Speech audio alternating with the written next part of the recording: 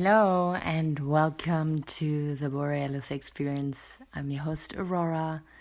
Thank you so much for being here. I'm very grateful for spending time with you today.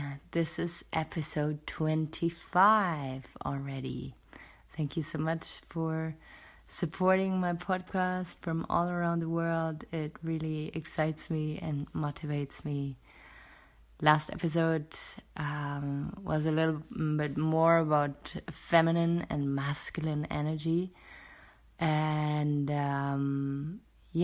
it's interesting what you can see online, what's happening all over the world now, that people are thirsty for female leadership and tired of bully, aggressive male behavior. I think it's a great shift. I think it will serve us all well. At the same time, I think we have to be very careful to not blindly praise human beings with vaginas. Not only because someone is becoming a leader of a country now and that person happens to have a vagina, that this means we're all safe and in a good place. We still have to be critical. We can't overcorrect and make it all about gender. That's the only thing I think is important to keep in mind, that yes, women have been suppressed for a long time when it comes to rape.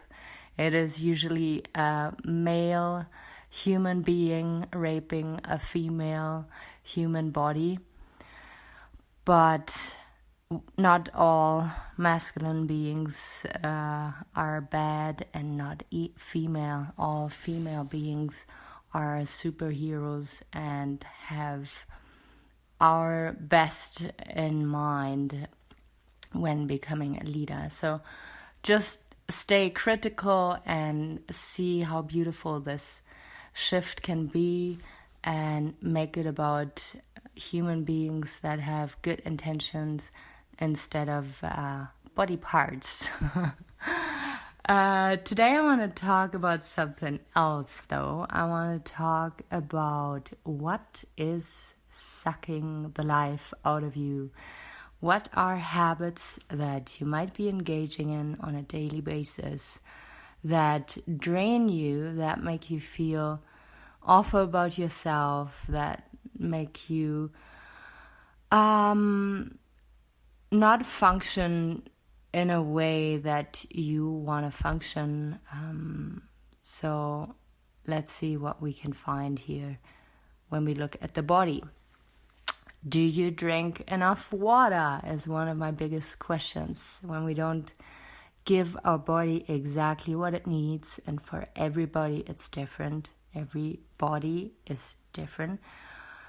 But the water intake is something that a lot of people get lazy about and don't really feel the need in doing. But it is one thing that I love to repeat myself. And the next point is, how's your breathing? Have you been breathing deeply today, or when you tune into your breath just now, is it shallow and more tensed? Is it flowing, or do you feel like you're just breathing into your chest and not into your belly? How about movement? Have you been moving today? How about food? Have you been ingesting real good food and fibers today to have your digestive system flowing nicely? How about your sleep? Is there something you can improve when it comes to your sleep, or your morning routine, or your bedtime routine?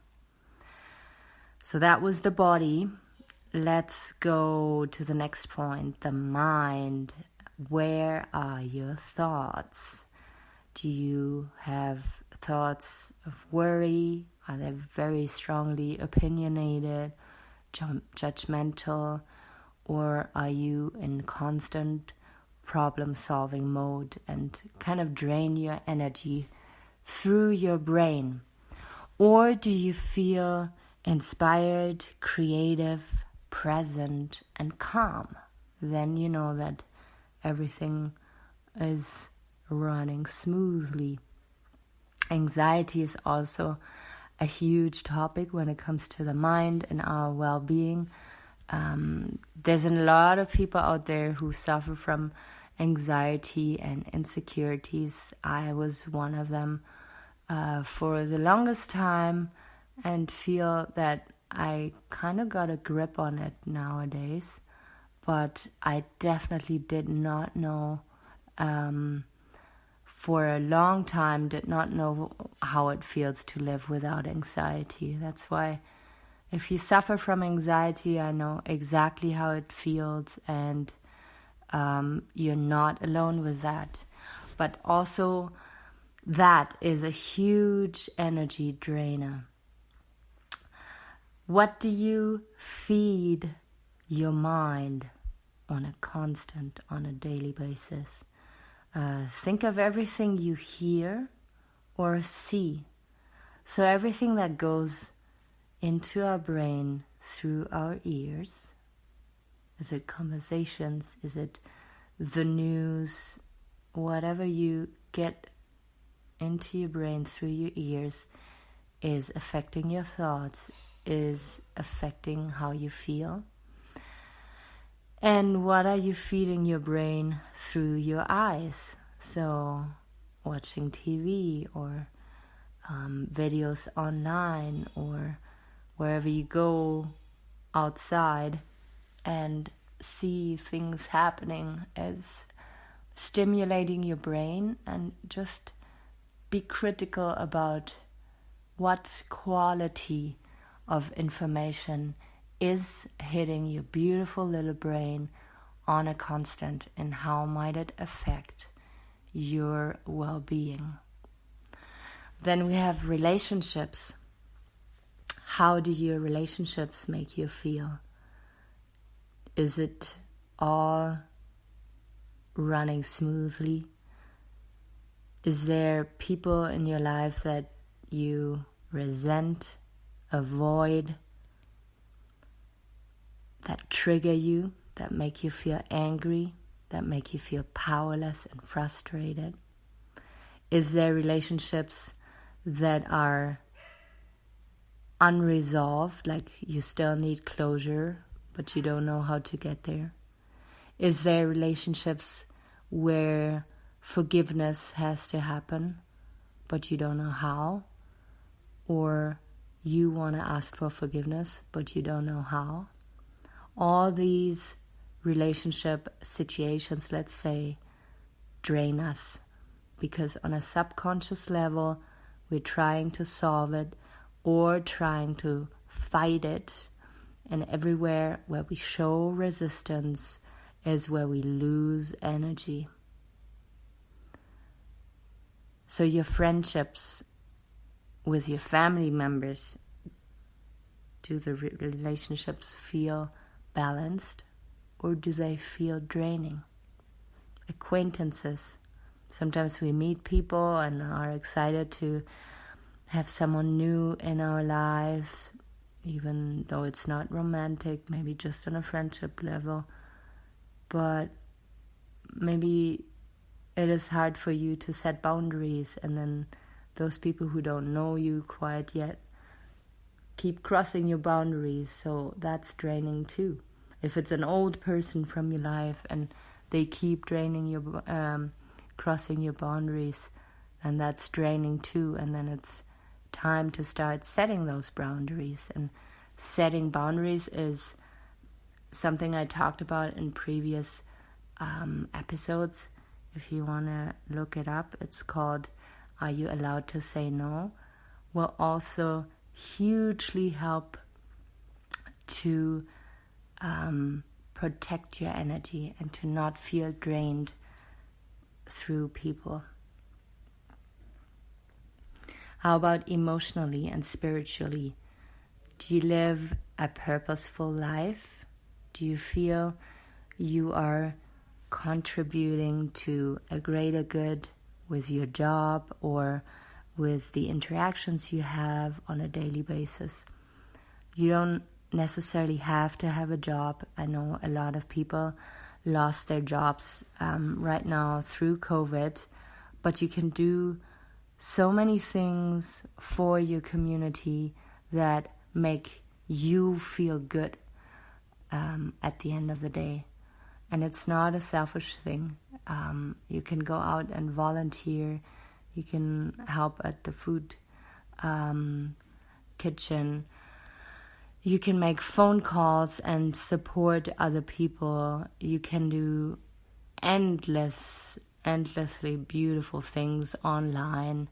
But yeah, spiritually, do you feel that you are living your true self, or do you feel you have to hide and be someone else?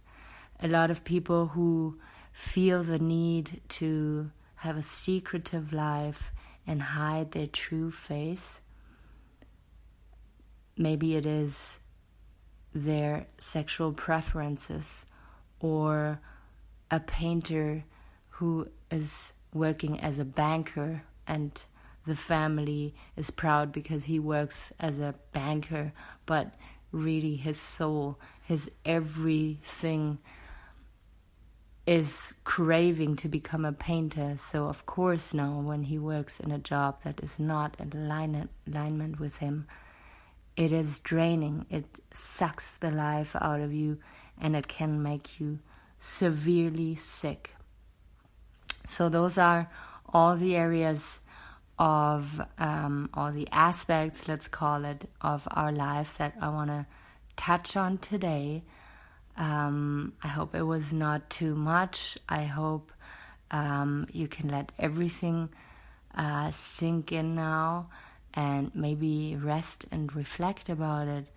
And as soon as you realize that all these areas that I touched on right now are things that you are in charge of changing and that you have the power to change, it should feel very empowering and good, instead of feeling hopeless and sad about it. If it is a couple points that I touched right now that are painful, then there's something you can do about it, and don't isolate yourself. Seek out help from friends, seek out help from doctors and professionals. Know that I'm just providing questions and tools here to guide you into a direction of freedom, hope, and self-love. And you are strong enough to change habits that are not good for you. I know that, otherwise you wouldn't be listening to my podcast here. So this was episode 25. What is sucking the life out of you? You were listening to the Borealis Experience. I'm your host, Aurora. Take good care of yourself. If you feel like it, have a meditation now. Go through my meditations that I posted so far and treat yourself to a little moment of focus and self-care. I'm sending my love out there. Thank you so much for listening. Bye-bye, Aurora.